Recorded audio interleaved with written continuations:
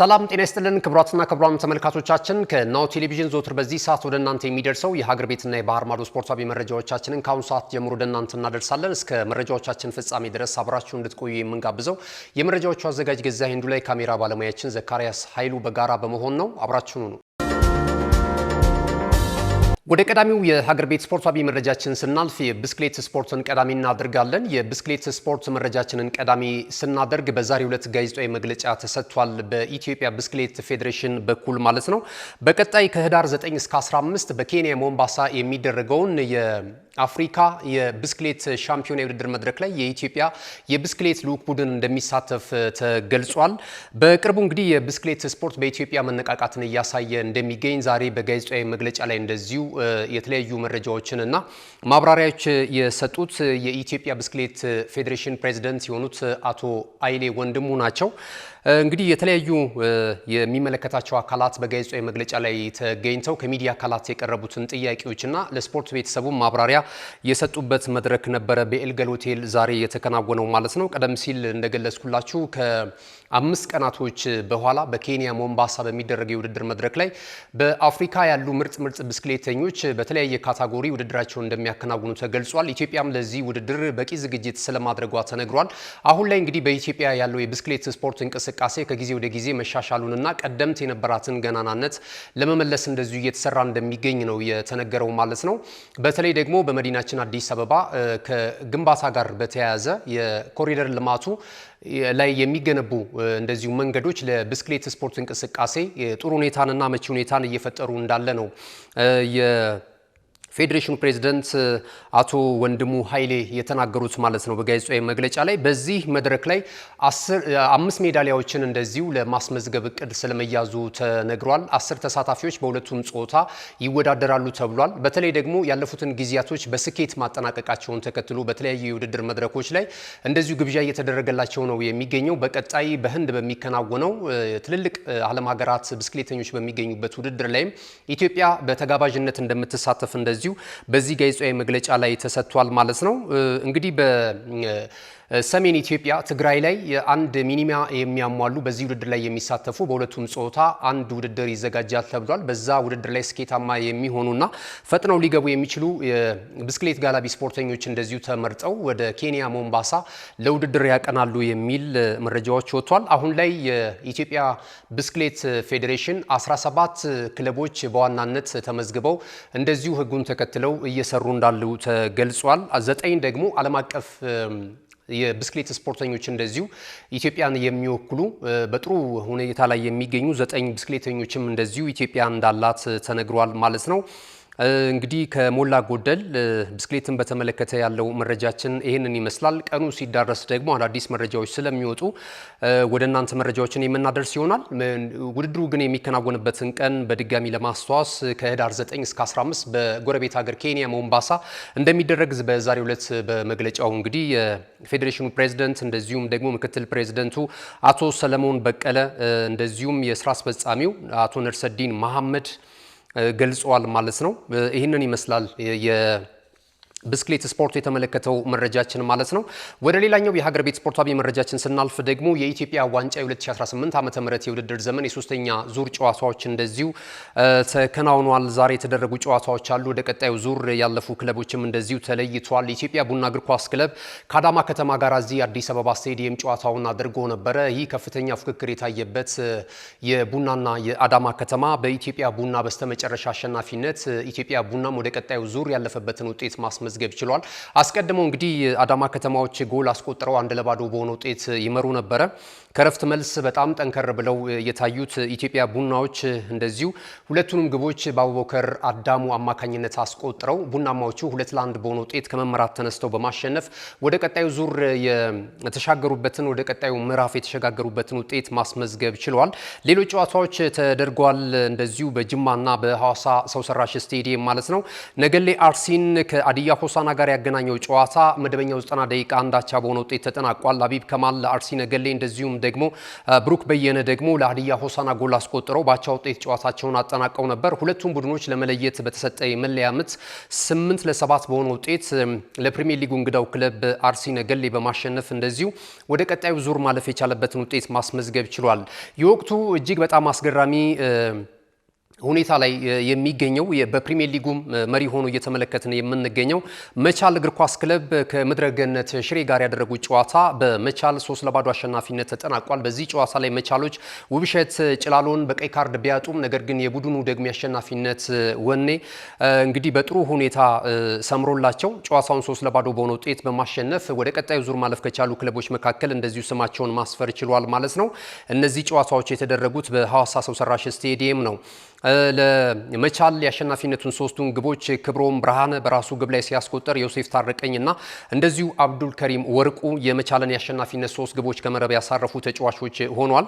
መቀሌ 71 እንደርታን ከፋሲል ከተማ ጋር ያገናኘው ጨዋታ በመቀሌ 71 እንደርታ 1-0 አሸናፊነት ፍጻሜውን አግኝቷል። በዚህ ጨዋታ ላይ 6ኛው ደቂቃ ላይ አሸናፊ ሀብቶም የመቀሌ 71 እንደርታን የአሸናፊነት ግብ ከመረብ ማሳረፍ ችሏል ማለት ነው።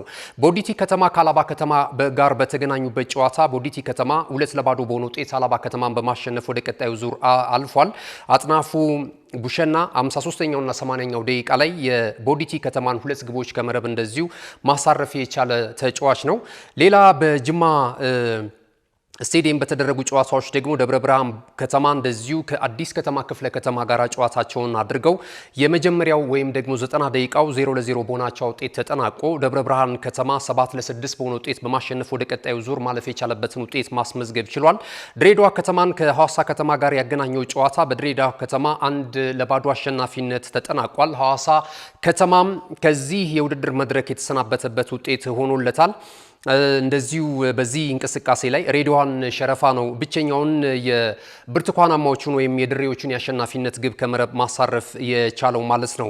ቃሊቲ አቃቂ ቃሊቲ እንደዚሁ ሐረር ከተማን 2-1 በሆነ ውጤት ማሸነፍ ችሏል። በዚህ እንቅስቃሴ ላይ ቴድሮስ አበራ 22ኛውና 55ኛው ደቂቃ ላይ አቃቂ ቃሊቲን አሸናፊ ያደረጉ 2 ግቦችን ከመረብ ማሳረፍ ችሏል። እሸቱ ጌታውን ደግሞ ብቸኛውን የሐረር ከተማን ጎል ከመረብ ያሳረፈ ተጫዋች ሆኗል። የሁለተኛው ዙር ጨዋታዎችም በዚህ አይነት ውጤት የተጠናቀቁበትን ሂደት ተመልክተናል ማለት ነው። ክቡራትና ክቡራን ተመልካቾቻችን የሀገር ቤት ስፖርታዊ መረጃዎቻችን ይሄንን ይመስሉ ነበር። ስንመለስ በቀጥታ ወደ ባህር ማዶ ስፖርታዊ መረጃዎቻችን የምናቀና ይሆናል። ምርጫችሁን ናሁ ቴሌቪዥን አድርጋችሁ ናሁ ስፖርትን እየተከታተላችሁ ስላላችሁ በድጋሚ እጅግ በጣም እናመሰግናለን። መልእክቶችን ተከታትለን ስንመለስ በቀጥታ ወደ ባህር ማዶ የምናቀና ይሆናል። አብራችሁኑ ነው። ካሽጎ በየትኛውም ዓለም ሆነው በማንኛውም ሰዓት ለወገኑ የሚደርሱበት ፈጣን የገንዘብ መላኪያ ተከፈተሎ። ማስተርና ቪዛ ካርዶን በመጠቀም ከ5 እስከ 20 ዶላር የሚልኩበት አዲስ የገንዘብ መላኪያ መንገድ። ካሽጎን ለየት የሚያደርገው የትኛውም የገንዘብ ዝውውር በፍጥነት አገልግሎት ከመስጠቱም ባሻገር ለማንኛውም አገልግሎት ምንም አይነት ክፍያ አለመጠየቁ ነው። በሀገራችን ታሪክ ገንዘብን ከውጪ ወደ ሀገር ቤት በማስተላለፍ በመተግበሪያ መልክ አገልግሎት መስጠት የጀመረው የመጀመሪያው ሀገር በቀል የገንዘብ መላኪያ ዘዴ ካሽጎ ከ4500 በላይ ባሉ የባንክ ቅርንጫፎች አገልግሎት እየሰጠ ይገኛል። ገንዘቦን በሰኮንዶች ልዩነት ውስጥ ይፈልጉ በአካውንቶ ወይንም በእጆ ቆጥረው የሚወስዱበት ልዩ ዘዴ። በቅርቡ ሁሉንም ኢትዮጵያዊ ባለቤት ለማድረግ ጉዞ የጀመረው ካሽጎ ዛሬውኑ መተግበሪያውን በስልኮ ላይ በመጫን የአገልግሎቱ ተጠቃሚ ሆኑ። ፍጥነት መለያችን፣ ኢትዮጵያን መክፈቻችን፣ ካሽጎ ነው መላኪያችን። ካሽጎ የአዲሱ ትውልድ ብራንድ። እነሆ የምስራች! የ10 አየር መንገድ የበረራ ትኬት ለውድ ደንበኞቹ በተቀላጠፈና አስተማማኝ በሆነ መንገድ እያቀረበ ያለው። በዚህም በደንበኞቹ የተመሰገነው ጉዞጎ አሁን ደግሞ ተደራሽነቱን በማስፋት ተጨማሪ ባንኮችን በማካተት ለውድ ደንበኞቹ የበለጠ አስተማማኝ ለመሆን ችሏል። የጉዞጎን አፕሊኬሽን ከአፕ ስቶር ወይም ከፕላይ ስቶር በማውረድ የመነሻና የመድረሻ ከተማዎትን መርጠው ዋጋ አወዳድረው የሀገር ውስጥም ሆነ ዓለም አቀፍ በረራ ማድረግ ካሰቡ የበረራ ትኬቶን ክፍያ በአቅራቢያው በሚገኙ ባንኮች አንድም በአካል በመሄድ ወይም በኦንላይን የክፍያ አማራጮች ክፍያዎትን በመፈጸም የበረራ ትኬቶን በእጅ ያስገቡ። ከዚህም በተጨማሪ እንደ ሁሉ ጊዜው ወደ ጉዞጎ የጥሪ ማዕከላችን 7473 በመደወል ከሙሉ የበረራ መረጃ ጋር የ24 ሰዓት የትኬት አገልግሎት ማግኘት እንደሚችሉ ስናበስሮ በታላቅ ደስታ ነው። ለበረራዎ ጉዞጎ።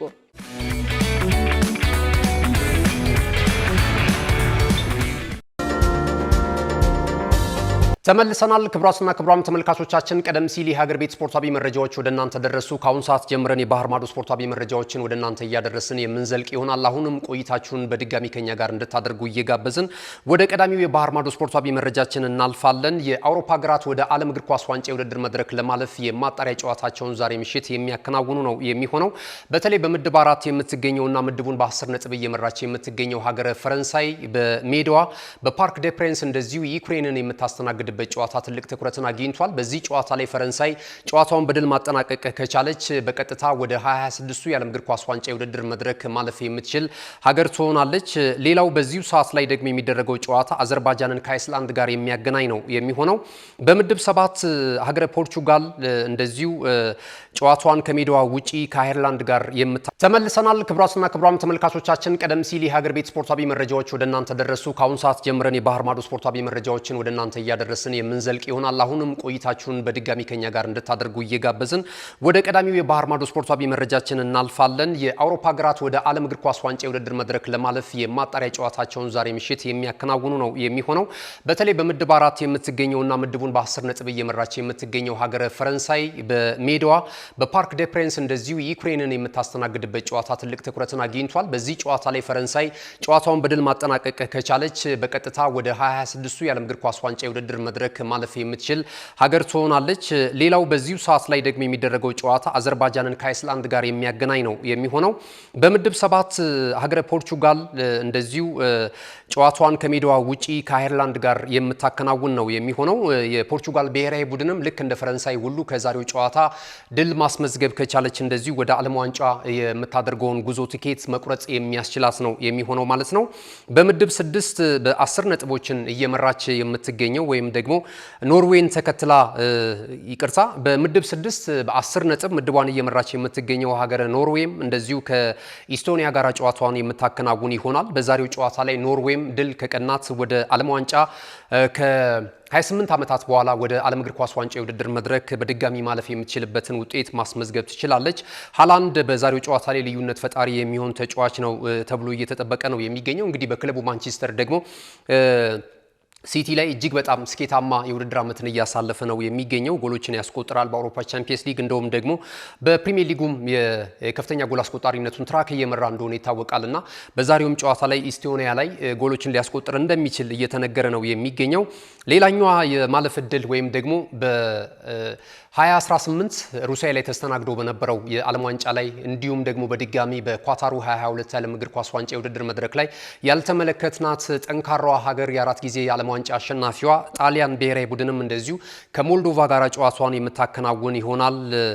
እንደዚሁ ጋቱሶ ለዛሬው ጨዋታ ዝግጁ መሆናቸውንም እንደዚሁ እየገለጸ ነው የሚገኘው ማለት ነው። በጨዋታው እንቅስቃሴ ዛሬ እነዚህ ጨዋታዎች ይጠበቃሉ። በዓለም ዋንጫው ላይ ክርስቲያኖ ሮናልዶም በዚህ እንቅስቃሴ ይጠበቃል። ክርስቲያኖ ሮናልዶ ጋር በተያያዘ በአጫጭር ስፖርታዊ መረጃዎች የተወሰነ ነገር የምንላችሁ ነገር ይኖራል። እንግዲህ የአውሮፓ ሀገራት ወደ ዓለም እግር ኳስ ዋንጫ የውድድር መድረክ ለማለፍ የሚያደርጓቸው ጨዋታዎችን በዚህ ገታ እናድርግና የመጨረሻ መውጫዎቻችን የሚሆኑት አጫጭር ስፖርታዊ መረጃዎችን ወደ እናንተ ማድረስ ነው። ክርስቲያኖ ሮናልዶን በተመለከተ አንድ መረጃ ወደ እናንተ እናድርስ። የ66 ዓመቱ አንጋፋውና ውጤታማው ጣሊያናዊ አሰልጣኝ ካርሎ አንቸሎቲ ክርስቲያኖ ሮናልዶን በተመለከተ አንድ አስተያየት ሰጥቷል። እንግዲህ ከእግር ኳስ ዓለም ከመገለሉ አስቀድሞ 1000 ጎል የማስቆጠር እልሙን በቅርቡ እውን ያደርጋል የሚል አስተያየት ሰጥቷል። ክርስቲያኖ ሮናልዶ በጣም ታታሪ ሰራተኛና እሱ ያስቀመጠው ህልም ላይ ለመድረስ ሁልጊዜም እንቅልፍ የማይተኛ ጠንካራ ተጫዋች ነው። በዚህም ደግሞ ለአዳዲስ መጪ ወጣት ተጫዋቾች ትልቅ ተስፋ ያለውና ትልቅ አሪያ የሚሆን ተጫዋች ነው የሚል አስተያየት ሰጥቷል። እንግዲህ ክርስቲያኖ ሮናልዶ በእግር ኳስ ህይወት ዘመኑ በአጠቃላይ 1000 ጎል ላይ ለመድረስ ከፍተኛ ጥረት በማድረግ ላይ እንደሚገኝ ይታወቃል። እስካሁን ድረስ 953 ግቦችን ከመረብ ማሳረፍ ችሏል።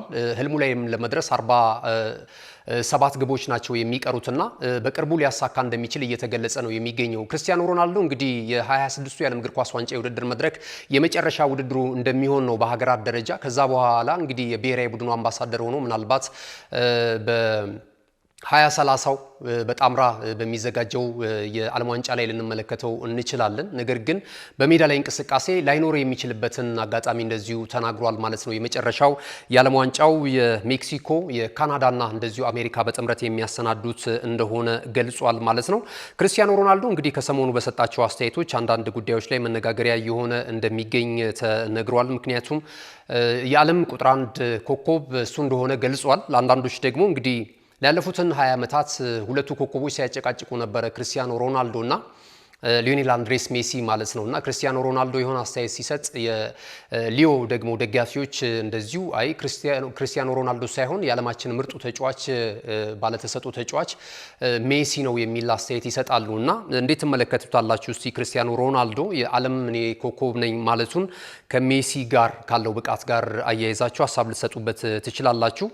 የማይካደው ነገር ግን እነዚህ ሁለት የእግር ኳሱ ሜዳ ንጉሶች እንግዲህ እግር ኳስን ሜዳ ላይ እንድንመለከት ካስቻሉ ጠንክሮ መስራት እንዴት ከህልም ጫፍ ማድረስ እንደሚችል ደግሞ የተመለከትነው ዝናን ጭብጨባን ተቋቁመው እዚህ ደረጃ ላይ መድረስ መቻላቸው በራሱ በእግር ኳስ ብቻ በስፖርት ብቻ ሳይሆን ሰው በማንኛውም ዘርፍ ላይ ዝናንና እንግዲህ አንዳንድ ዝናን ተከትሎ የሚመጡ ነገሮችን ተቋቁሞ እስከ ስኬቱ ጫፍ ድረስ መጓዝ እንደሚችልና የወጣቶች አሪያ መሆን እንደሚቻል ያስተማሩን ሁለት ተጫዋቾች ናቸውና አበላልጡስ ብትባሉ የትኛውን ታበላልጣላችሁ? ክርስቲያኖ ሮናልዶ ወይስ ደግሞ ሜሲ? እስኪ እዚህ ላይ ሐሳባችሁን ልትሰጡን ትችላላችሁ። የዓለም ዋንጫም ያናህል የዓለም ዋንጫ ያለማንሳት አንድ ተጫዋችን ጎዶሎ እንደማያደርግ ነው የገለጸው ክርስቲያኖ ሮናልዶ። ምክንያቱም በእግር ኳስ ሕይወቱ በክለብ ደረጃም ይሁን እንደዚሁ ከሀገሩ ብሔራዊ ቡድን ጋር የአውሮፓ እግር ኳስ ዋንጫን መድረክ እንደዚሁ ማንሳቱን እናስታውሳለን። ከዛ ባለፈ የኔሽንስ ሊግንም እንደዚሁ ያሳካበትን ሁኔታ እናስታውሳለን። የአውሮፓ ቻምፒየንስ ሊግ በሄደባቸው ክለቦች እንደዚሁ የሊግ ዋንጫ ክብሮችን ማሳካት ችሏል። ነገር ግን እሱ እንደሚለው ከሆነ አንድ ተጫዋች ብቁ ነው ወይም ደግሞ ይመጥናል ተብሎ በስኬት ደረጃ ለመለካት የዓለም ዋንጫን ማንሳቱን ያን ያህል የስኬቱ ጫፍ ተደርጎ መታየት የለበትም። እንደ ግለሰብ የቡድን ነው ጨዋታው ወይም ደግሞ እንደ ሀገራት ከተመለከት ነው አንዳንድ ሀገራት ውስጥ የሚገኙ ኮከቦች የዓለም ዋንጫን እንድናነሳ ሊያስችሉ ይችላሉ። አንዳንድ ሀገራት ደግሞ ምርጥ ተጫዋች ቢኖራቸውም ጨዋታው የቡድን ስለሆነ የሚል አስተያየት ሰጥቷል። እዚህ ላይ እንግዲህ ሀሳባችሁን ልትሰጡን ትችላላችሁ። ወደ ሌሎች አጫጭር ስፖርታዊ መረጃዎች ስናልፍ ጄሚ ካራገር ማንቸስተር ሲቲን አስመልክቶ የሰጠው አስተያየት የማንቸስተር ሲቲን እግር ኳስ ክለብ ደጋፊዎችን ቅሬታ ውስጥ ከቷልና መነጋገሪያም ሆኗል። ማንቸስተር ሲቲ እንግዲህ ጄሚ ካራገር የቀድሞ የሊቨርፑል ሌጀንድ እንደሆነ ይታወቃል። ይህ ተጫዋች የሰጠው አስተያየት ምንድነው? አሁን እግር ኳስን በመተንተን ላይ ነው የሚገኘው ከእግር ኳስ ራሱን ካገለለ በኋላ ማለት ነውና እሱ የሰጠው አስተያየት ምንድነው? የእንግሊዝ የሚንጊዜም ወይም ደግሞ የእንግሊዝ ታላላቅ የሚባሉ ክለቦች ተርታ ማንቸስተር ሲቲ መሰለፍ የለበትም፣ ይህንንም ለማስባል የሰራው ታሪክ የለም የሚል አስተያየት ሰጥቷል። እንደ ጄሚ ካራገር እምነት ከሆነ ማንቸስተር ዩናይትድ የመጀመሪያውን ደረጃ ይወስዳል። ሁለተኛውን ደረጃ የሚወስደው የእንግሊዝ ትልልቅ ክለቦች ካልን ሁለተኛ ደረጃ ላይ ሊቨርፑል እናስቀምጣለን። ሶስተኛ ደረጃ ላይ ደግሞ መቀመጥ ያለበት አርሰናል ነው። ከዛ በኋላ ነው ማንቸስተር ሲቲ የሚመጣው እንጂ የእንግሊዝ ታላላቅ ክለቦች ሲነሳ የመጀመሪያው ስፍራ ላይ መቀመጥ አይችልም ማንቸስተር ሲቲ የሚል አስተያየት ሰጥቷል። የጄሚ ካራገርን አስተያየት እንዴት ተመለከታችሁት? ምክንያቱም ያለፉትን ዓመታቶች በተለይ በአሰልጣኝ ፔፕ ጋርዲዮላ ስር ማንቸስተር ሲቲ እንግዲህ በተከታታይ የሶስትዮሽ የዋንጫ ክብርን ያሳካበትን ዓመት እናስታውሳለን። ከዛም ባለፈ ደግሞ 4 ተከታታይ የፕሪሚየር ሊግ ዋንጫ ክብሮችን አሳክቷል። የአውሮፓ ቻምፒየንስ ሊግ የውድድር መድረክን አሳክቷል።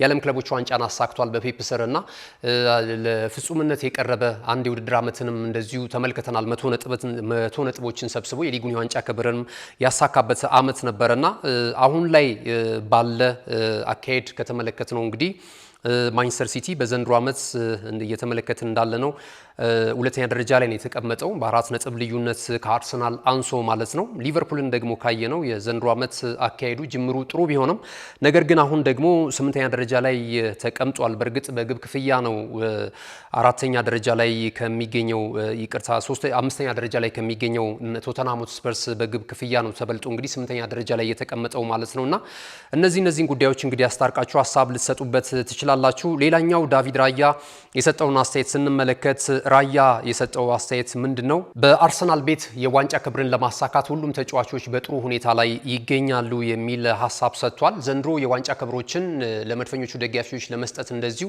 የሚያስችል ቁመና ላይ ይገኛል ቡድኑ። እዚህ እየነፈሰ ያለው አየር እጅግ በጣም አስተማማኝ መሆን ነው የሚሰማኝ የሚል አስተያየቱን ሰጥቷል። አያይዙም ስለ አንዳንድ የቡድን አጋሮቹም አስተያየቱን ሰጥቷል።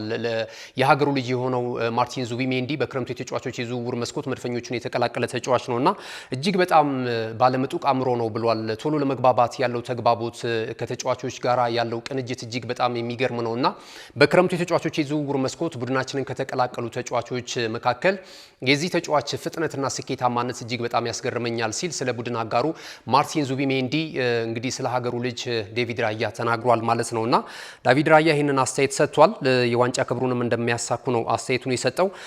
ሌላኛው እዚሁ አርሰናል ቤት ስንቆይ እንግዲህ ነገ ምሽት የሚደረግ ጨዋታ አለ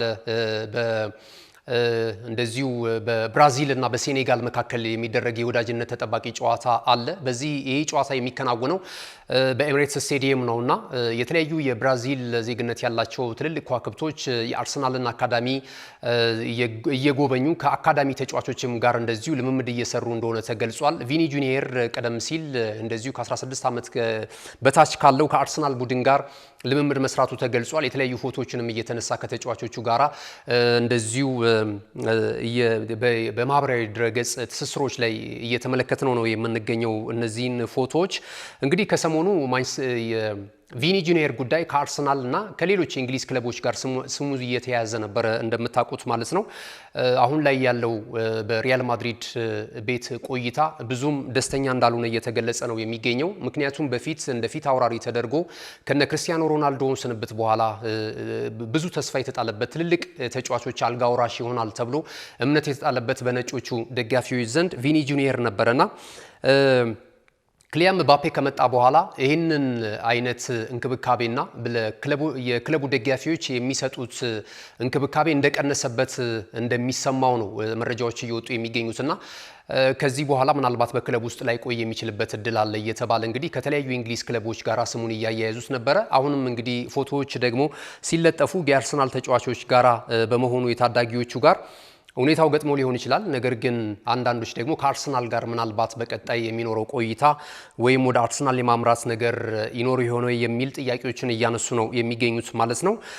ወደ ቼልሲ መረጃችን ስናመራ በቼልሲ ቤት እንደዚሁ ሮድሪጎንም ተመልክተናል። በነገራችን ላይ አሁን የሮድሪጎን መረጃ ወደ እናንተ ከማድረሴ በፊት ሮድሪጎም እንደዚሁ ከታዳጊ ተጫዋቾች ጋር ከአርሰናል አካዳሚ ተጫዋቾች ጋር እንደዚሁ ፎቶ የተነሳበትንና ልምምድ የሰራበትን ፎቶዎች እንደዚሁ ፖስት አድርጎ ተመልክተናል። ወደ ቼልሲ ቤት ስናመራ ከሮድሪጎ ጋር የተያያዘ መረጃ ነው። እንግዲህ ሮድሪጎን ለማስፈረም ቼልሲዎች ውስጡን እየሰሩ እንዳለ እየተገለጸ ነው የሚገኘው። ይህም ተጫዋች በሪያል ማድሪድ ቤት ደስተኛ እንዳልሆነ እየተነገረ ነው የሚገኘው። በዚህ ዓመት ያን ያህል አበርክቶ አላደረገም ለሪያል ማድሪድ እንደምናውቀው ማለት ነው። ይህ 24 ዓመት ብራዚላዊ ኢንተርናሽናል በቀጣይ ሰማያዊዎቹን የሚቀላቀልበት ሂደት ሊኖር እንደሚችል እየተነገረ ነው የሚገኘው። የቼልሲ ሰዎችም የተጫዋቹ አድናቂ ናቸው ተብሏል። ምንም እንኳን ከዚህ ዝውውር ራሳቸውን ነፃ ማድረጋቸውን በተደጋጋሚ ቢገልጹም ነገር ግን ውስጡን እየሰሩት ያለው ሁኔታ ተጫዋቹን ፈላጊ መሆናቸውን ያሳያል የሚልም መረጃ እየወጣ ይገኛል። እስኪ ማንቸስተር ዩናይትድን የተመለከቱ መረጃዎችን እናድርስና የመረጃ ሰዓታችንን እናጠናቅቃለን። ዩናይትዶች በጥር የተጫዋቾች የዝውውር መስኮት ከተለያዩ ተጫዋቾች ጋር ስማቸው እየተያያዘ ነው የሚገኘው። ከዛ በፊት ግን የወሩ የእንግሊዝ ፕሪሚየር ሊግ የደጋፊዎች ምርጥ ተጫዋች ሆኖ የተመረጠው ብራያን ምቤሞ ሆኗል ከማንቸስተር ዩናይትድ ማለት ነው። የወራ ጥቅምት ከዚህ ቀደም የፕሪሚየር ሊጉ ምርጥ ተጫዋች ሆኖ ብራያን ምቤሞና እንደዚሁም የክለቡ አለቃ ደግሞ አሰልጣኝ ሮበን አሞሪም መመረጣቸው የሚታወስ ነው። ከዛ ባለፈ ግን ወደ ዝውውሩ ስንመለስ ወደ ዩናይትድ ቤት ሄሎይት አንደርሰንን እንደዚሁ ለማስፈረም ፍላጎት አላቸው ተብሏል። የኖቲንግሃም ፎረስቱን ተጫዋች አሁን ላይ ግን በውል ማፍረሻው ላይ የተቀመጠው ገንዘብ ከፍ ማለቱ ምናልባት ዩናይትዶችን እንዳያርቃቸው እየተነገረ ነበር ከሰሞኑ የሚወጡ መረጃዎች የሚያመለክቱት ማለት ነው። ነገር ግን ዩናይትዶች ደግሞ ይህንን ተጫዋች ለማስፈረም ፍላጎት አላቸው ተብሏል። በተለይ ደግሞ ኖቲንግሃም ፎረስት ወራጅ ቀጠና ስፍራ ላይ መቀመጡን ተከትሎ ወደ ምናልባት በጥር ተጫዋቾች የዝውውር መስኮት የዚህ ተጫዋች ከተቀመጠለት የውል ማፍረሻ የሚቀንስበት የነበረበት አጋጣሚ እንዳለም ነው እየተነገረ የሚገኘው ማለት ነው። የካርሎስ ባሌባንም ጉዳይ ጎን ለጎን እየተመለከቱት እንዳለው እየተነገረ ይገኛል። ከዛ ባለፈ የአንቶኒ ሴሜኞንም ጉዳይ በቅርብ ርቀት እንደዚሁ የማንቸስተር ዩናይትድ ሰዎች እያጤኑበት እንዳለ በመነገር ላይ ይገኛል ማለት ነው። ክቡራትና ክቡራን ተመልካቾቻችን ከናሁ ቴሌቪዥን ለዛሬ ለሐሙስ ዳር 4 2018 ዓ.ም የተለያዩ የሀገር ቤትና የባህር ማዶ ስፖርታዊ መረጃዎችን ወደ እናንተ ያደረስንበት የመረጃ ሰዓታችን ይሄንን ይመስል ነበር። አብራችሁን ስለነበራችሁ እጅግ በጣም እናመሰግናለን። መረጃዎቹን አሰናድቶ ወደ እናንተ በማድረስ ገዛኸኝ ሄንዱላ የካሜራ ባለሙያችን እንደዚሁ ዘካሪያስ ኃይሉ ከኛ ጋር ቆይታ አድርጓል። ተወዳጅ የናሁ ቴሌቪዥን ፕሮግራሞች ወደ እናንተ መድረሳቸውን ይቀጥላሉ። የናሁ ቴሌቪዥን ተመራጭና ተወዳጅ ፕሮግራሞችን ለማግኘት ከቲቪው በተጨማሪ ዩቲዩብ ቻናላችንን ላይክ፣ ሼር፣ ሰብስክራይብ እያደረጋችሁ ቤተሰብ እንድትሆኑ እንጋብዛችኋለን። 400,000 ሰብስክራይበር አለው የናሁ ቴሌቪዥን ዩቲዩብ ቻናል ማለት ነው። አዳዲስ የሀገር ቤት የባህር ማዶ የመዝናኛ ዜናዎችን እንደዚሁ ማግኘት ትችላላችሁ። በድጋሚ ስለተከታተላችሁ እናመሰግናለን። መልካም ጊዜ